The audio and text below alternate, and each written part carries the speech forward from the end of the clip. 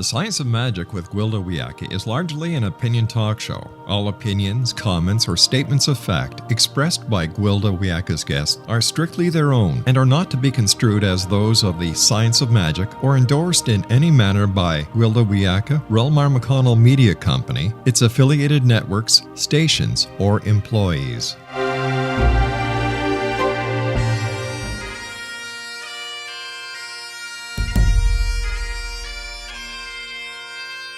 Welcome to the Science of Magic with Gwilda Wiyaka, a program dedicated to uncovering the unified nature of reality and humanity's ever-evolving place as truly galactic beings.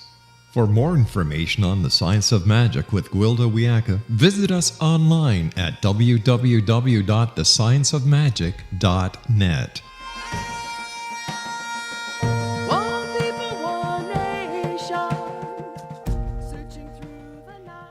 Welcome to the Science of Magic, a place where science and magic come together to transform fact into evolving truth. We're proudly coming to you through the ever-expanding X-Zone Broadcast Network, xzbn.net, and we can also be found on our website, thescienceofmagic.net. I'm your host, Gwilda Wiyaka. This hour, we'll be exploring gratitude. All religious and shamanic traditions tell us that gratitude is the great transmuter. The high-frequency expression of gratitude can change disadvantage into advantage. Anything blessed with gratitude is enhanced by it. Consider the universal concept of saying grace or giving gratitude for a meal before eating. In so doing, we raise the frequency of our food, making it more nutritious, easier to digest and absorb. Gratitude for the events of our lives can shift our self-perception, transforming us from being victims of circumstance into powerful co-creators. We can whine about difficult things that have happened to us, tenaciously cling to our hurt, or choose to be grateful for the lessons and strengths these events have provided. As long as we cling to resentment and remain unappreciative, we cannot reap the vast rewards of our trials and tribulations. If we're not grateful for things we acquire, we never really fully receive them. Instead of owning them, they burden us. Individuals brought up in consumer-based societies are trained to disregard the importance of gratitude. In effect, this keeps us in constant state of perceived lack, always seeking more, the perfect consumer. Because we're unable to acknowledge that we have given gratitude, we never are really sustained, nurtured, or feel that we have anything. The same is true of our physical bodies.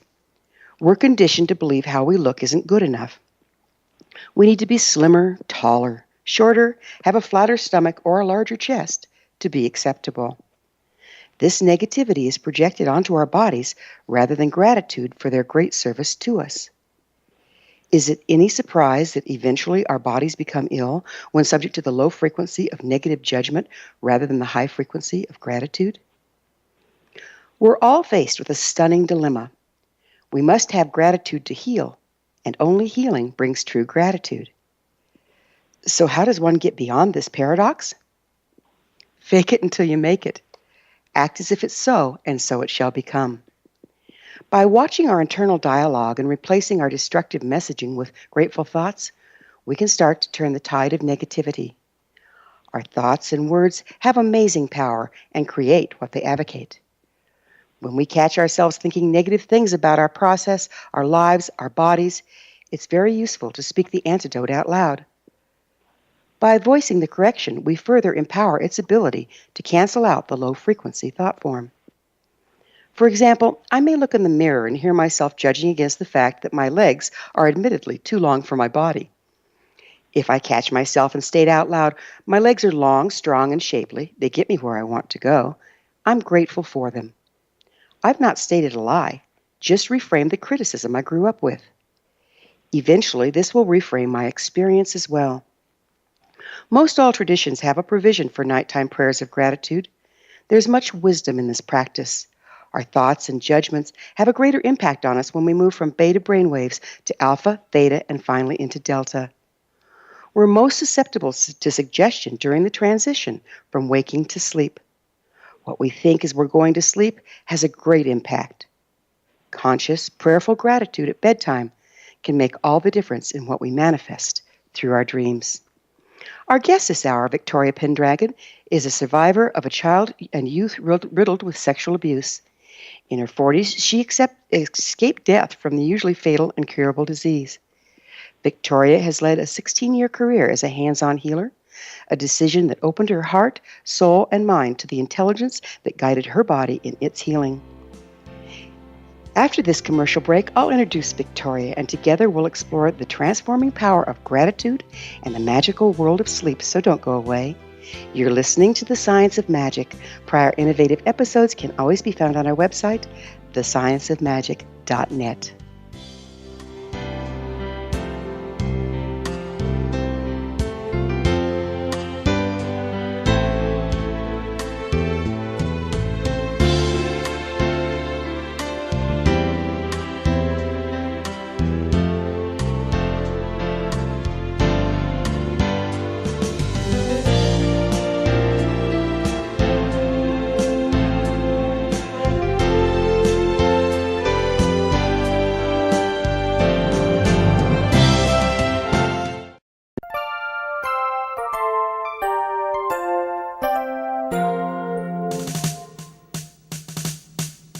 Though the world seems in turmoil around us, let's not lose our way. The stars still shine down, blessing us with their light. The sun rises every morning, chasing away the cold and darkness. There are good people of service in this world. We have much to be grateful for as we're wrapped in the arms of all of God's creation. This is Gwilda Wiyaka, host of the Science of Magic Radio, wishing you and yours a very Merry Christmas. I hope your holiday is filled with comfort and joy as you're surrounded by those you love. I'd like to thank all of you for being our loyal listeners on the X Zone Broadcast Network and for joining us on this grand adventure called life. As the New Year's dawns, let us all stand in truth as we embrace peace.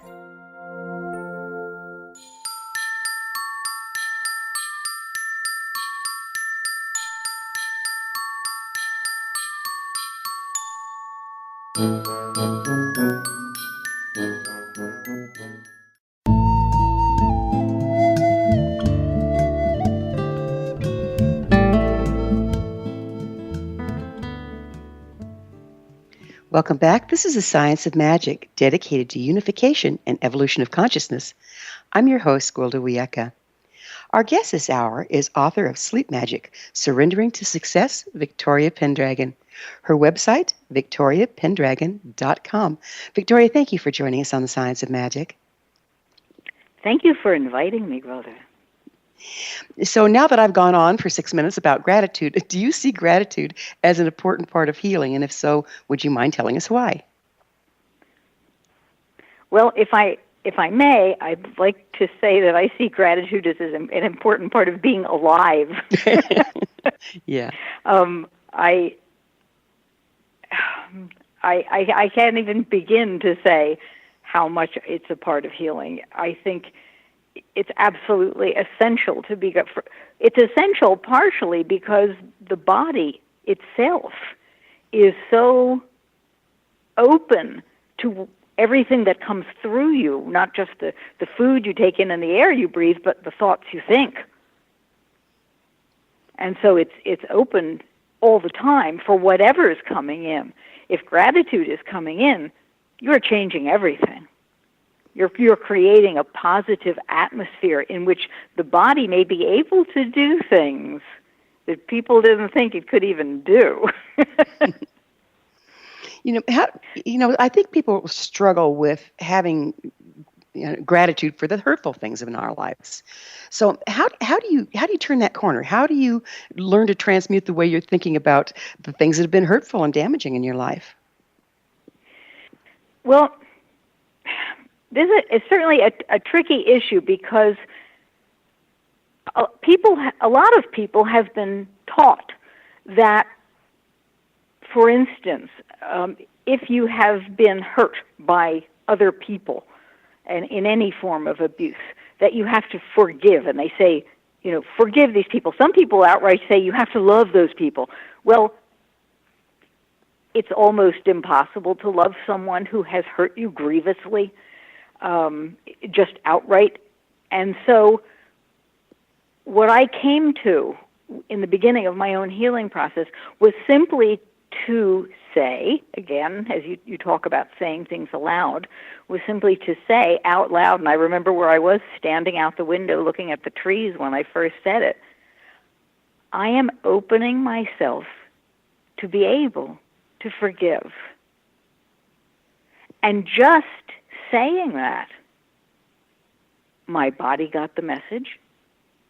And as time passed, and interestingly, one of the most important aspects of this happened in dream, in sleep.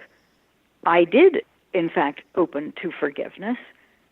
And in doing so, then began to see how, if the things that had happened to me had never happened to me, I would not have been able to help all of the people that I've been able to help. And with the books coming out that Ozark Mountain has published, I don't even know how many people that is. I have no idea. It's a lot. So do you think that holding on to resentment rather than embracing gratitude can contribute to our illness? And if so, how? Absolutely. Absolutely, I do. Anything that is a negative feeling or a negative emotion, and feelings and emotions are, as you probably know, different. Holding on to the negative does not provide a positive ground.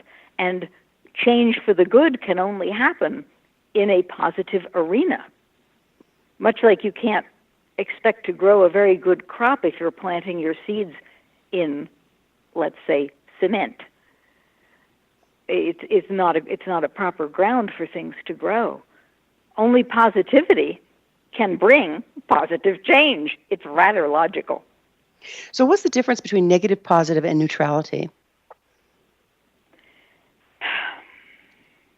Neutrality is perhaps not a bad state. It is, as the name would imply, a kind of neutral state in which at least things are getting no worse, but probably getting no better. You're not really providing any energy there, and so it's stasis. But to be negative about something is to bring an energy of shrinking, cringing, molding, dying, things that are not life-enhancing. Negative things do not enhance life. Positive things do.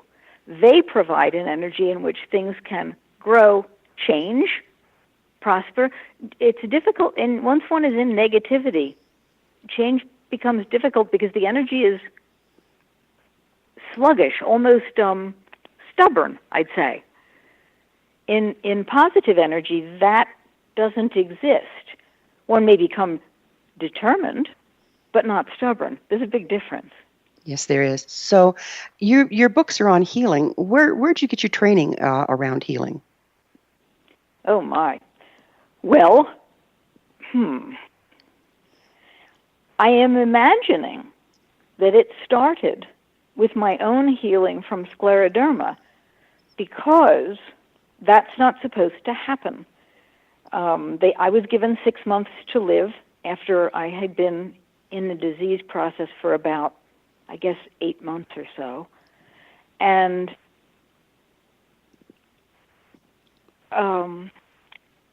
at that point, things began to change for me. I at first got really angry and was very much lodged in a negative energy because I was in a lot of pain. It's very difficult to be positive when you hurt so much that you cannot even bear to sit down because your skin feels like it's on fire. I have no words to describe the pain that I was in. It was unimaginable. And so it was difficult to be positive. So I, for the beginning of my illness, was furious with the universe, just furious, because I hadn't had an easy life. And I woke up every morning and greeted the sun each day with gratitude, well, and perhaps hope and expectation as well, because I would think, well, maybe today everything will change. And it never did, but I never stopped that. And so when I got this horrifying illness that was now going to kill me, I was pretty negative. And all of a sudden, one morning, I awoke from a kind of a stupor, because I had, as I said, I'd always awakened in the morning, even in the beginning of the illness, and thought, today, maybe this will change. I'd look out at the sun and as it rose, and I would imagine light coming into my life. And just as I was stopping that, because I thought to myself, what am I hoping for? This is hopeless. Nothing is going to happen. One morning, the sun woke me up, and I leapt out of bed. I threw my hands up to the ceiling, which was unheard of because I could barely move without being in excessive pain. I mean, excessive is not even the right word. But, and I said out loud again, make me an open channel. And then I was like, what? What did I just say? What did I just do? What just happened? And I went downstairs and I immediately painted the image that I had seen when that happened, which was a rather bland image of a kind of a prairie land almost, with 7 bushes growing on it, and underneath that there were words, and the words said 7 reasons to live. And I didn't know what that meant, but something had propelled me, and I think it's that something that began my understanding of what healing was. My understanding of healing started with my own healing, and the realization that my dreams were bringing me something, and I needed to pay attention to it. I needed to focus not on the pain, not on the discomfort, not on being angry, but on these gifts that I was receiving when I was asleep. Because previously I had been angry about them. Because I said, why can't I have this when I'm awake? I don't want this when I'm asleep. And whatever this happening was, it opened me to the fact that I needed to be more aware and grateful for these dreams, that they were bringing something at a very important level. And at that point, everything started to shift. So, and shortly, go ahead. I understand what you're saying, and I totally agree with you about how, as you know from my intro, how what we go to bed with, what our dreams are, what our attitude is, can help our personal health. But what I'm asking is, why did you, what gives you the authority and the training to work with other people's health? Well, as a matter of fact, I would say that is exactly what gives me the authority and the training. However, I did, after at least 6 of the alternative healers that I had worked with told me that I was a healer, I had another one of those experiences, and it was years later, probably about 3 years later after that original one. And again, it was another mystical experience, and a body of light appeared in the room where I was and told me that I had to share what I had with others. And so, would you mind getting some validation from that, if you'll let me finish, I'll get into the training. After that, I thought to myself, I cannot just go out into the world knowing what I know and say, come on over to my house, I've got some good energy and I can help you. And thus began the training, first in Reiki, then in magnified healing. I've got masters in both of those, and numerous other healing practices that I got certification in. Which were those? Besides the magnified healing and the Reiki? Uh-huh. I'd have had to get my certificates out. They were usually like a weekend workshop in something, and I've forgotten the names because, frankly, they were things I was getting because I knew I needed to have the certifications. Okay, so and I don't mean to sound egotistical, but I was it felt like I had been created by the disease process and the healing from it to be what I was, which was very much a shamanic healer. Now, Reiki isn't thought of as a shamanic way of healing, but because of my experience with the abuse that began when I was in big quantities, when I was 4 years old. We're going to have to take a break, Victoria. We'll pick this up on the other side of the break. Victoria and I will return to our discussion. We are coming to you through the land of leading-edge paranormal broadcasting, the X-Zone Broadcast Network. Don't miss the other fine shows and hosts on xzbn.net. You're listening to The Science of Magic, thescienceofmagic.net. I'm Gwilda Wiyaka. We'll be back shortly, so don't you go away.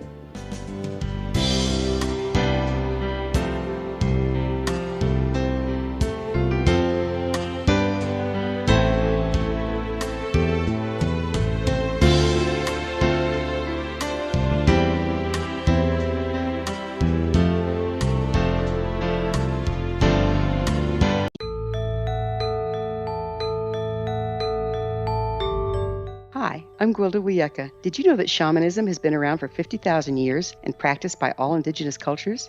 These ancients understood there's more to healing and health than just the physical.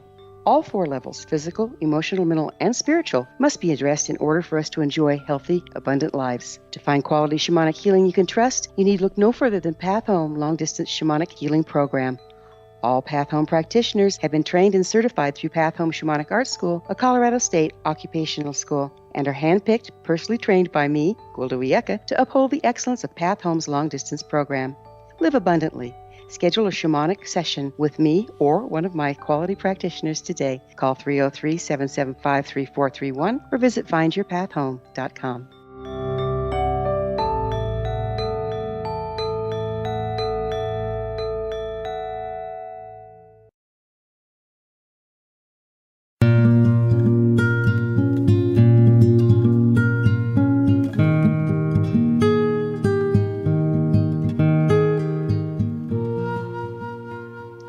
Welcome back. This is The Science of Magic, a place where magic and science come together to promote enlightenment.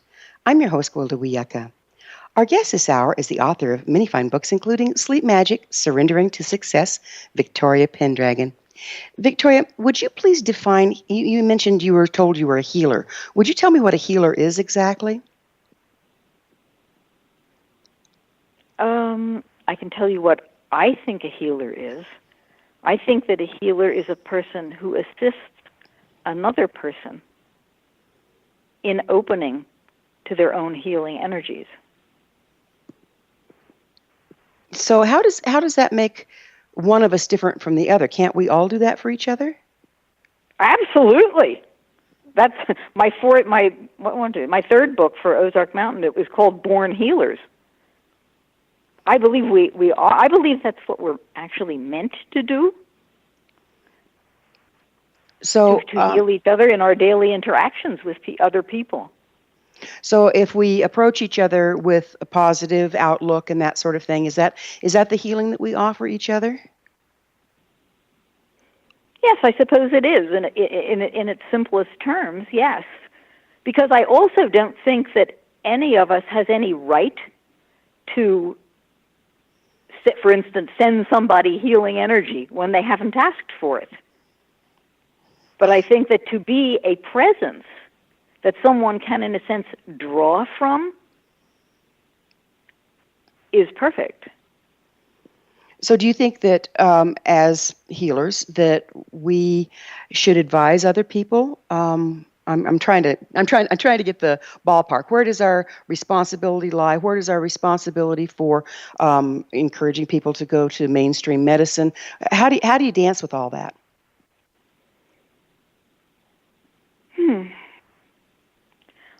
I think I have a sort of a common sense approach to it, which is that explaining to people that what I am essentially is a channel for energy, that their bodies will do with what they feel they can do with it.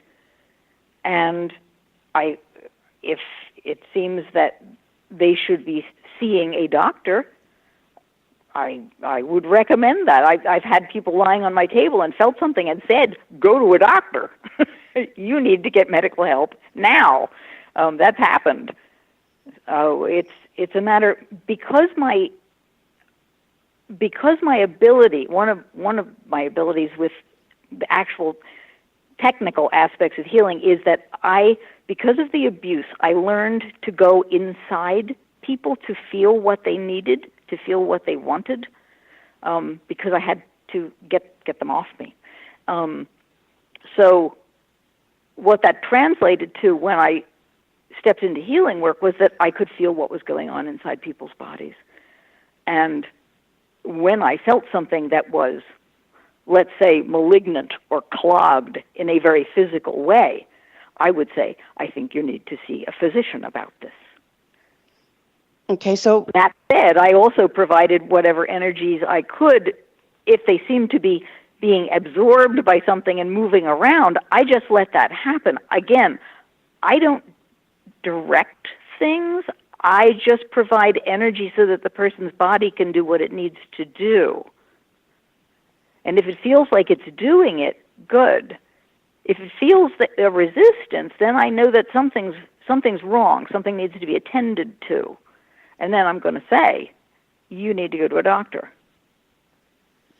So are you 100%? I mean, how can you be sure that what you're reading is clear and you're not reading some of your own stuff? How do you make that discernment? Because I'm an empath too, and I know that one of the major things you have to dance around is this mine or is this the person's? Am I making a judgment call for this person? Maybe they need this illness. Maybe this is part of their path. How do you tell that? Well, I think everybody's illness is part of their path, or they wouldn't have it. I think that's for sure. And as to whether it's mine or not, the things I feel are very physical. It literally physically feels to me when I feel something in a person's body. I am feeling a physical thing. It's not a feeling in the sense of an emotion kind of a feeling that's going through me, or it's not a thought. A thought might pop into my head, but then I'm going to know, oh, that's a thought popping in my head. But it's rather like, let's say somebody has a bad bruise, and you put your hand on it, and it's hot to the touch. I feel in that way, but I can feel inside the person's body. Yes, in that way. Yeah, I understand this, and I've experienced it. But there also is a resonance that can set up. In other words, we may have something going on in our body that we're not all that aware of. When we get around somebody else that may or may not have something similar, we can get a resonance in our own body. So part of it is ours and part of it is the other person's. Are you able to tell the difference, and if so, how?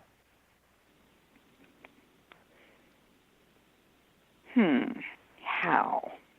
Yes, I know what you're talking about feeling that resonance. The how of it, I don't think I can put into words, because that's also at a physical level, and it's like just under the level of conscious recognition is what I'll call it. And then, then I have to, if I'm working on this person, I have to either sieve it out, or possibly I did have one occasion where I explained to the client that I couldn't work with them because I couldn't get a clear discernment.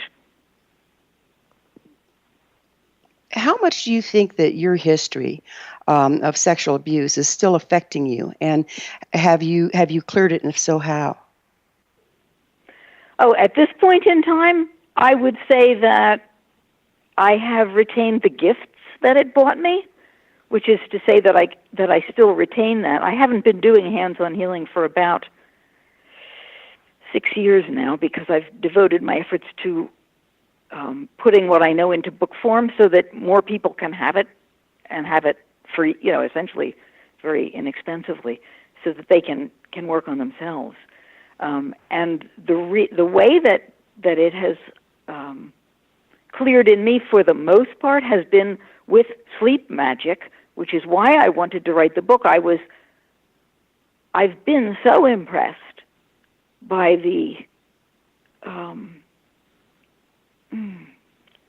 absence of the kinds of reverberation that I used to get from things, that I just knew it was good. And so I started taking my hands on clients and having them try the sleep magic themselves, helping them to figure out how to write this, how to write that, how to put that into words so that they could talk to their bodies. And to a person, every one of them noticed even more change than when they had been working with me. And so I would have to say that at this point, I feel I retain only the gifts. I found it interesting. It's the first thing in your bio. It feels like it's still very present with you, and that's why I asked. That is for other people to see. That is so other people can resonate. If I started off saying what a wonderful life I had, you know, if you're hurting and you've had massive abuse, I know that I at that time would have been unlikely to go, oh yeah, I can get there. I wouldn't have thought so. So I open with the worst case scenario. This is what's lousy. This is what was bad. This is what was wrong. Do you find that do you find a combination of working now sleep magic? I really resonate with what you're putting into your psyche as you go to sleep is really carrying an impact. Do you interface with psychotherapists and psychologists as well when you have somebody that's really been traumatized so that they're supported on both sides of that equation? Absolutely. Absolutely. All the support a person can get is a good thing. In fact, I tell people often, if you want to do sleep magic, I recommend finding a psychotherapist who will work with you with this, because that outside neutral view can help a lot for somebody. You know, because you don't it's hard to see yourself. And a lot of people, what sleep magic does ideally is begins to open a person up to the things that they haven't seen, that they haven't known were there, and like, oh my heavens, I've got to work on that. But if you've been very, very, very wounded in the beginning, you're going to need somebody else to say, oh, have you ever considered this? Have you considered trying that? It's very helpful. I worked with psychologists in the beginning of my healing. Yeah, you thank goodness for them, you know, because having that outside educated input is so useful when you're kind of lost in your own stuff. And that's the other thing that I wanted to ask is I do find that with myself and with others, when you start putting in the positive stuff, it starts percolating out the negative. And that can be a bit overwhelming, can't it? Yes, it can. It absolutely can. And even at this point in my own journey where I feel as though the abuse stuff is gone, of course, I was an abused, unhealed person for over 40 years. And what begins to come up then, after you've healed, is all the damage that you did when you weren't healed. And that is a heavy weight to bear. And you may need assistance. I see a shamanic healer myself because stuff happens, stuff comes up. I was like, oh my heavens, how could I have been so dreadful? And you know how you could have been so dreadful. You were a wounded person. You had no other way to be. But help is always good. So where the shamanic people you work with, where were they trained? What culture are they from? The person that I'm working with now, I'm very, very, because of having shamanic gifts myself, I'm really persnickety, and the person that I am working with, she has told me where she's trained, and I have seen her certifications, but I don't retain them in memory. I have no need to. I'm satisfied with her integrity, which is tremendous. It's good. It's not easy to find a well-trained shamanic person because we've almost eradicated it off the planet. I know. Well, it took me, I moved from the New Jersey, Philadelphia area down into the hills of West Virginia, and it took me 6 years to find somebody. Yeah, it's not easy to find. But fortunately, it's making a resurgence. That's the good thing. Mm-hmm. Yeah. We're going to have to take another break, and we'll take up with shamanic healing, how it interfaces with sleep magic on the other side of this break. Victoria and I will be back shortly. You're listening to The Science of Magic, thescienceofmagic.net, the place where altruistic professionals of science and the esoteric create common ground for the betterment of our world. We're brought to you by the leader in paranormal, spirituality, and alternative health programming, the X Zone Broadcast Network, xzbn.net.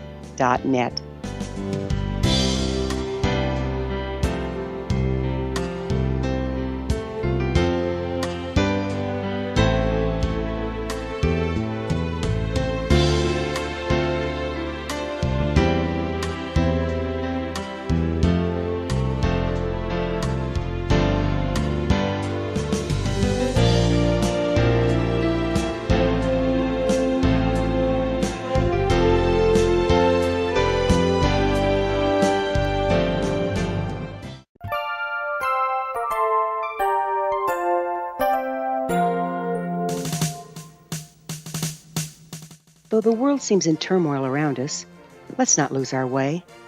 The stars still shine down, blessing us with their light. The sun rises every morning, chasing away the cold and darkness. There are good people of service in this world. We have much to be grateful for as we're wrapped in the arms of all of God's creation. This is Gwilda Wiyaka, host of the Science of Magic Radio, wishing you and yours a very Merry Christmas. I hope your holiday is filled with comfort and joy as you're surrounded by those you love. I'd like to thank all of you for being our loyal listeners on the X Zone Broadcast Network and for joining us on this grand adventure called life. As the New Year's dawns, let us all stand in truth as we embrace peace.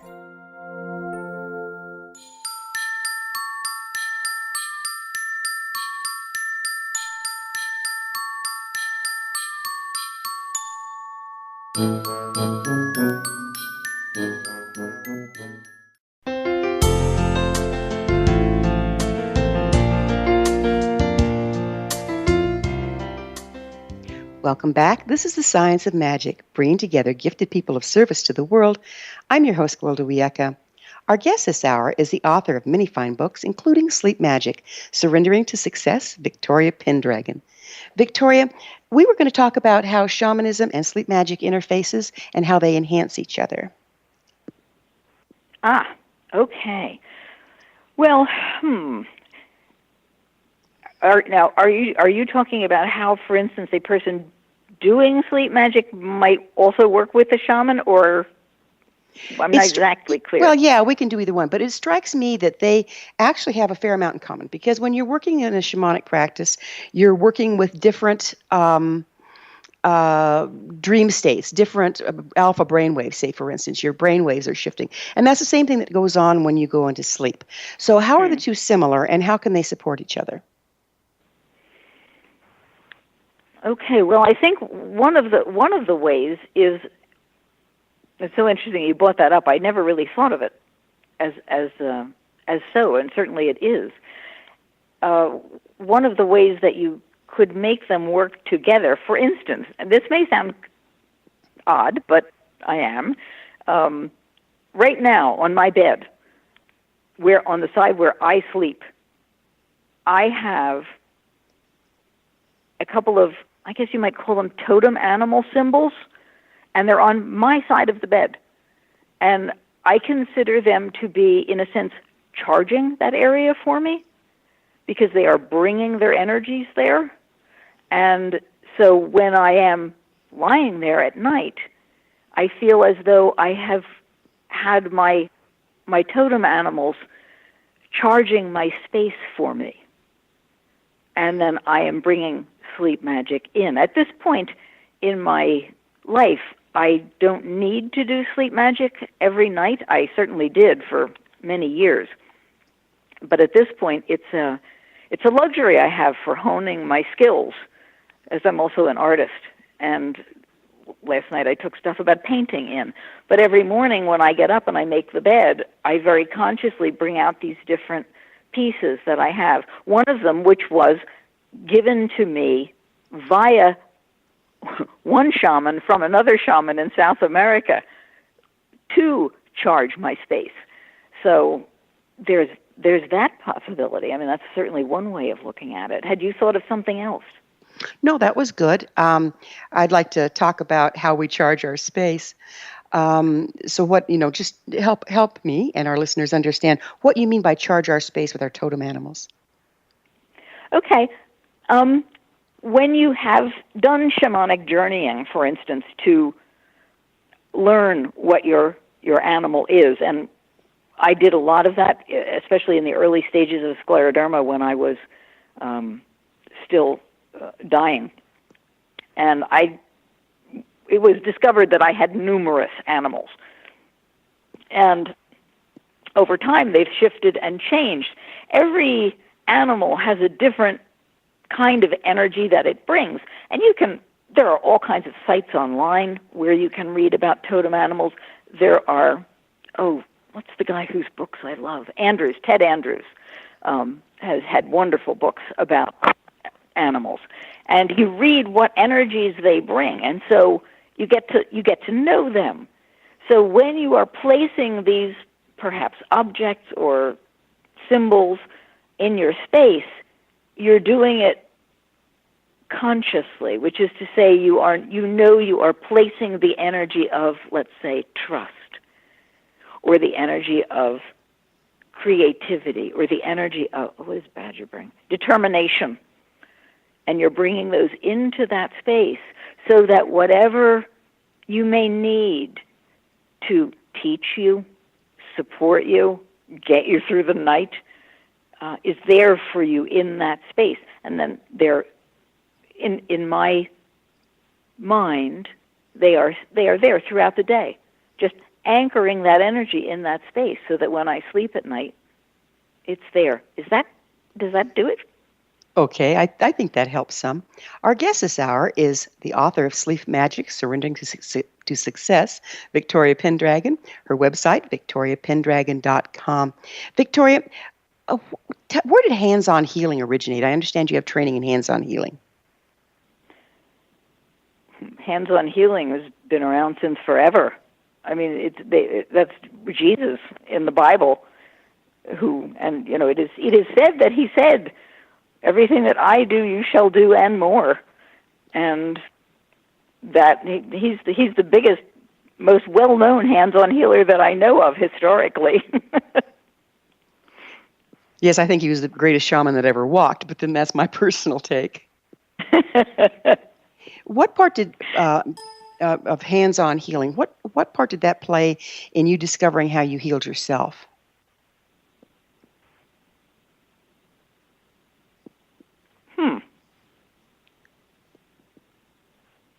That's difficult to say. And I don't think, by the way, that I did heal myself. I think, like I mentioned before, I think I am, in a sense, being healed by something larger than myself. Maybe, I don't know. I have a very firm belief that there is no such thing as linear time, because there is no such thing as linear time, and that everything that we are exists at every moment. And I feel as though I am acting as a result of that, and that the healing is coming from my timeline and possibly many places and many other sources, and then everybody that assisted me. I mean, it's just everything has gone into my healing. I hardly consider that I healed myself. So do you think we dream things into being if we're outside of time and space, basically, and we set our intent? Do you think that we literally dream our reality into being? I think that's a part of it. But of course, I think that the thing is, whatever it is, it exists already. And so when you may realize it through a dream, but it's there already. So it's already there, and you're just choosing the path you take, or your reality. How does that work? Yes, or your experience of it. Absolutely. Absolutely. So, I think that you are able to connect easily with it, or sometimes it takes more time. And of course, I think the mind gets in the way all the time, because if you're not clear, your mind will have you intending things that were never on your timeline to begin with. So we're unconsciously dreaming up our lives. Is that what you're saying? When we're not conscious of what our mind is doing? Yes. Yes, because we're tapping into that if we're allowing it. That's the way to live easily and effortlessly without, being disappointed and being able to be grateful for everything, because it's come. It was going to come. It's here. So we're literally dreaming our illness. Yes. Dreaming it into being. How does that work? How do we turn it around? I don't know that we necessarily do. I think that if it's coming, it's coming. And we use our dream state to assist us with learning what it is we have to learn from the experience that we've come here to experience. Life is no picnic. So you're saying that we come with an illness already programmed, and it's just going to come to us? That's what we get? I think if that's what is on our timeline to have happen, it's what happens. And if it isn't, it isn't. I'm not saying everybody has that, but I'm saying that if you've got it, it was meant to be. And whether you heal from it or not is also meant to be. Because it is what is. Interesting. I think our job, I am a big proponent of acceptance, awareness and acceptance. And as you pointed out earlier about some other facet of things we were talking about, you have got to be able to recognize, okay, is this a thing I fight? And fighting is a kind of a negative energy, so practically never. Or is this a thing I yield to? Is this a thing I'm supposed to, My question here is I'm still kind of struggling with this. You really believe that we come in destined and doomed to have an illness, that we don't create it through our unconsciousness, but rather we come in with an illness programmed? I'm kind of lost there. I love that you say doomed. I don't view illnesses as being doomed to something. I view them as an opportunity for learning something. My heavens, I would not have the amazing life I had today if I hadn't gone through that horror. But it felt horrible at the time, and I'm happy to say it was one, but I learned a tremendous amount. I think our whole approach needs to be, how do I work with this? Yes, what true. Can I get from this? Time flies, Victoria, and we're out of it. Thank you so much for being on the show. Our guest this hour has been author of Sleep Magic, Surrendering to Success, Victoria Pendragon. Her website, victoriapendragon.com. This has been The Science of Magic. Remember, you can always listen to past thought-provoking episodes on our website, thescienceofmagic.net. Until next time, dear ones, may you be blessed with knowledge and comforted with love as you embrace gratitude in all things.